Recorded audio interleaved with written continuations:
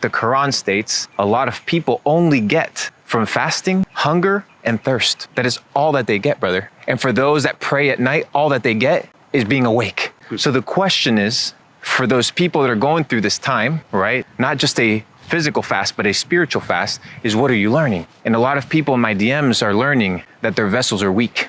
Their vessels need work, because the moment fasting comes in, the moment a little bit of hardship and tribulation comes in, they crumble. They are weak in spirit, they are weak in mind and weak in heart and weak in body. The Bible says it. The Bible says that the body is what? The temple of God, of the Spirit of God. And he who destroys the temple, God will destroy him. Why? Because, and it continues to say, that the body does not belong to you, but it belongs to God. So if your body belongs to God, and the body is what God uses to manifest his glory through you, right? Because if you're trying to be a man of God, you want God to use you, right? You don't want to impose your way if he knows better. You just want to do the work and allow him to guide and lead. Isn't that a better life?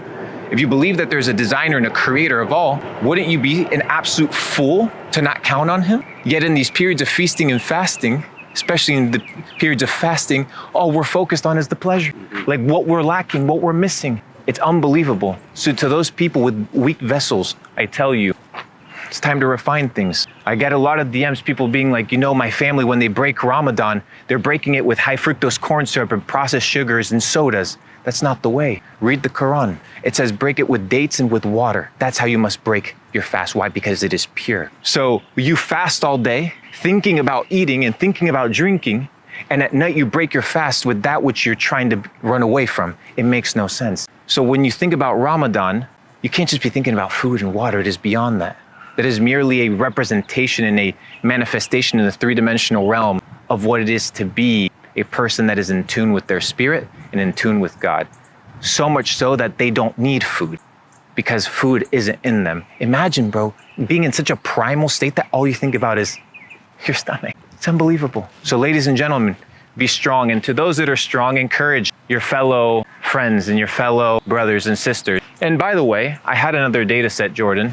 Tell me. I'm gonna be participating in Ramadan because I sound super hypocritical talking about it's wrong. It's hypocritical of me. And I should be putting into practice the spiritual understanding that I know, because to know is not enough. You must do, you must put into practice. So we lead by example. So I'm joining you guys with Ramadan. It's gonna be a great time. I start tomorrow, and we are going to learn that there are seasons for feasting and seasons for fasting. In the seasons of feasting, you must understand that it is a time for preparation for you to become strong, so that then the times when you become weak and when there's fasting, you can resist and you can be strong. That is the lesson. That is the truth.